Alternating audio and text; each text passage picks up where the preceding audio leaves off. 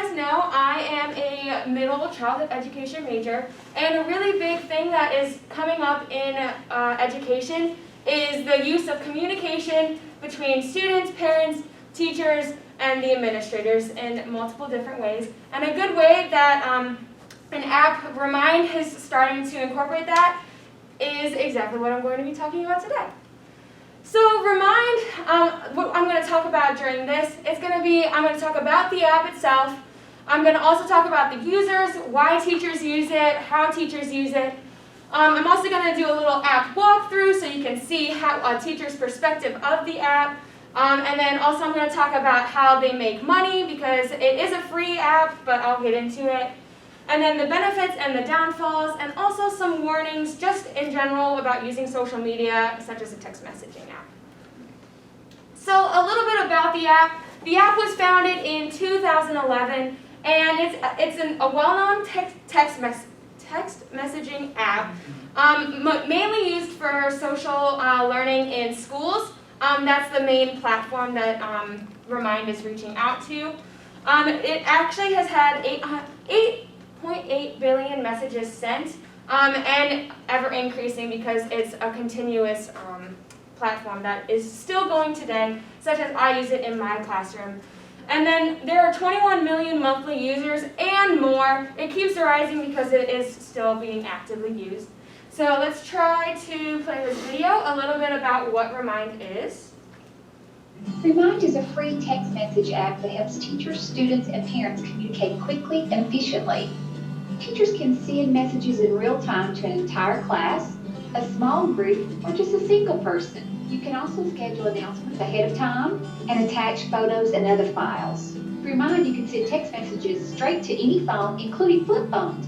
You can reach every family because Remind allows you to translate your messages into more than 70 languages before you send. You can also use delivery receipts to see who's reading your messages. If you're organizing an activity like a field trip or event, use Remind to manage the activity and send reminders to collect funds. Remind's guidelines, practices, and features have been designed to protect the safety and security of users and their personal information. Remind has been certified by iKeepSafe for privacy practices relating to FERPA. Remind is a free web tool app and is based in San Francisco, California. It is actively used by more than 20 million people. All right. And so that was just a little overview of the Remind app itself. It did mention a few features that I'm going to go into a little bit more in depth in my next few slides. Remind is a free text message app that helps. So Remind, as the video mentioned and as I kind of briefly mentioned earlier, is used within the schools to support learning. In some senses, teachers can send out reminders about homeworks that they have assigned during the day. I know my teacher, she uses Remind in order to send out messages about reminders of, hey, picture days tomorrow, wear something nice. This will go to both the parents and the students. You can actually send it to parents' emails, students' emails, or text messages to their phones. And also all of the Remind messages are kept in Remind, so that's just one benefit of Remind itself, because it keeps all the messages saved, which is really great in the sense of understanding what teachers are communicating with their students and so on in that kind of sense. So let's go ahead and let's explore the app and its features a little bit more. So what I have here is I have that this is the main page, and so as you can see, I'm the teacher for this web page. I actually made one for our social media class. So if you want to join it, you totally can. I'm going to show you how. You don't have to, so no worries about that. But so you basically just create a class.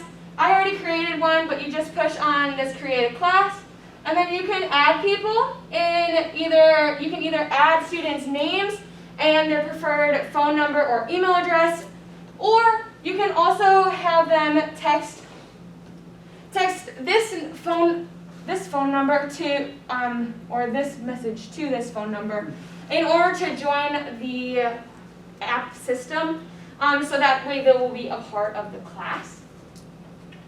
So after you get logged into a class, there are some specific requirements that you need to be careful of when you're in the app. So for teachers, it's important to go to settings, and it's important to scroll down quite a little bit. And you have to make sure that students can only send messages. So this role-based, this is allowing students to communicate within two other students. Normally teachers try to take that off, so that way there isn't some extra form of bullying or anything like that within the app. So as long as teachers turn that off, so they push that off button, then they can only message the teacher, and it's a direct communication with the teacher, the students, or the teacher and the parents. So that's a really cool feature that I really like about Remind. And then when you're actually messaging, so the whole point of it being a social media app is that you can communicate directly with your teacher in a fast and easy way.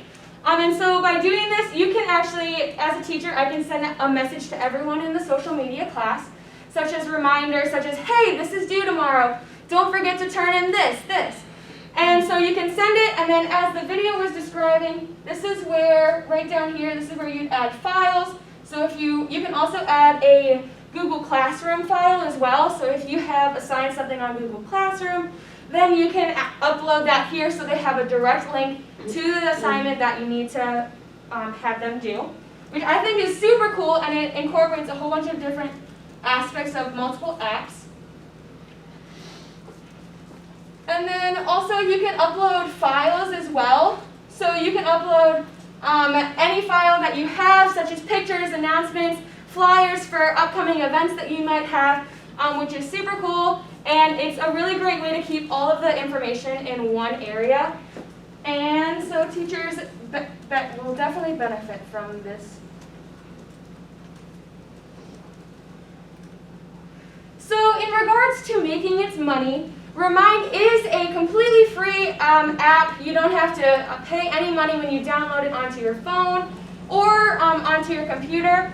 But there are some ways that Remind has been starting to monetize Remind, such as the activity feature. So the activity feature, it's actually a really cool feature that they have, that it lets schools kind of, it's for the funds that if you're having a school field trip, students can pay through the Remind app in order to pay for that upcoming school trip. The only downfall with that feature is that Remind does take a 5% cut from anything that they collect or like help the school collect. So that's where that 5% cut of funds comes in for Remind, and that's where Remind makes some of its money. And then a more important aspect of the monetization of Remind is the Remind plan. And I'm about to talk about the features that it has, but it costs about $4 per student per year. And if you don't think that's a lot, that actually is quite a bit, because there are more than 51.7 million students that use that. So they do make quite a big buck, especially if the school districts are using the Remind plan, which has some extra special features. So those extra special features that I was talking about, so for the free version, you have some basic messaging, that's just the announcements and all of that kind of aspect. Translation, that was a really cool feature that Remind had. You can translate it into any language, so that way you can communicate with all parents of any dialect. And then you can have 10 classes per every free account, and 150 participants per each class.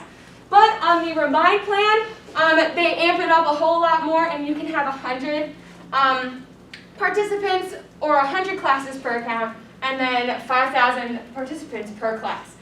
And you can also send long messages, because in the free version you can't send anything longer than 140 characters. So either be succinct or by the plan, you know what I mean?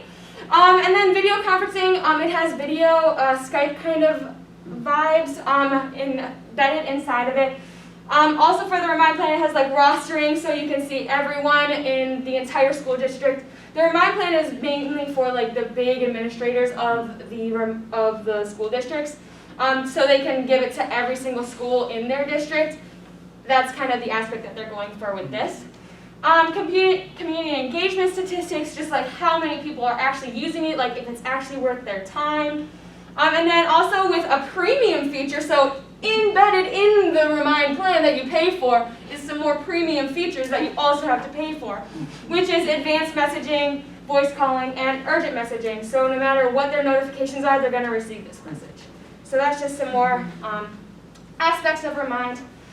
So a little bit more about the benefits and the downfalls of Remind. So the benefits, something that I came across that I wasn't really sure about, but also it actually seems really legit, is it's actually more eco-friendly. Because when you were in school, you probably got a whole bunch of flyers, a whole bunch of papers, reminding kids about bringing in this, bringing in that, having this. But using Remind, you can actually have that on a virtual platform, so it'll be more eco-friendly and you won't be printing off so many pieces of paper, which I thought was really cool. It also enhances the communication between parents, students, teachers, anyone in general in the school systems.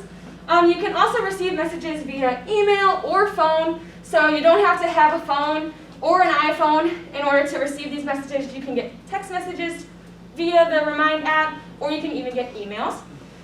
And also the reminders are all in one place, which is a really big benefit for students because sometimes they get jumbled, right? And they want everything in one place, and Remind keeps it in one place.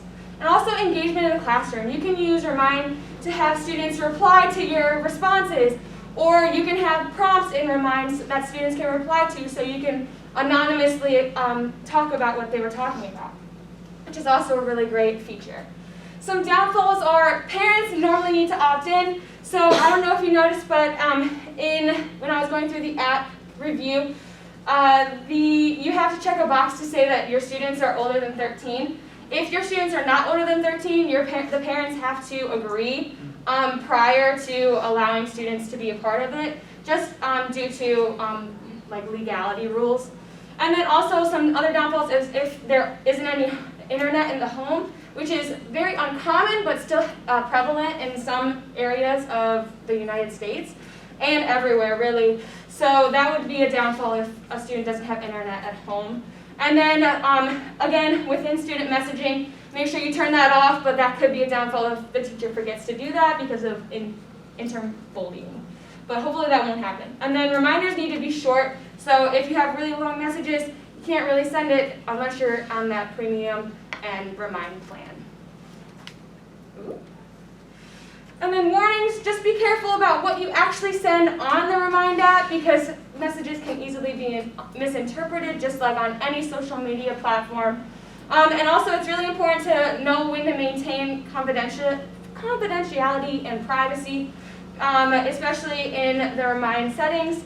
And then avoid profanity because it stays there. We don't want students seeing that, right? Hopefully let's avoid that. And then also just check your settings. Warning, just check your settings. Make sure everything's set before you send it out to all of your students. And so, in total, someone please remind me to use this in my future classroom. Get it? Remind. Ha! I'm funny.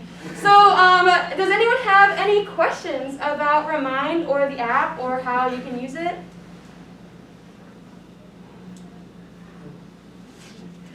I had actually a couple questions. So you talked about the districts that have to partner with Remind. Did you find like how many districts typically partner with them? Is it like the majority of schools do, or is just a small number of them do?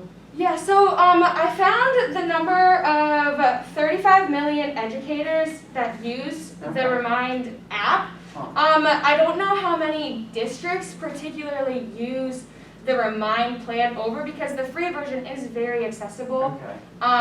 And it's very useful for normal schools because there's not too many. And all the teachers can have their individual accounts too. Okay. However, there have been more updated versions of this that it explains that there have been 70% of school districts are using Remind in some way, shape, or form. So in some way, shape, or form, they are using Remind. The plans itself, it's really on a school district basis. Sure. So it might be class specific and not district-wide specific. Yeah, that makes sense. Interesting. So the last question I had too was, when they use Remind, do the parents have to download the app, or can they still receive information? I thought you said something about it, but. Yeah, so you don't have to have the app in order to receive the Remind notifications. It'll send it as a text message instead, or you can also have it sent to their email. So if they don't want to, and also the Remind doesn't let anyone have anyone's phone numbers, so it keeps that all confidential. But the parents could also use email rather than their phone number. So if they're at work and they want to look at it, they can just use their email version of Remind. So, yeah. Good. Any other questions? Well done. Very nice.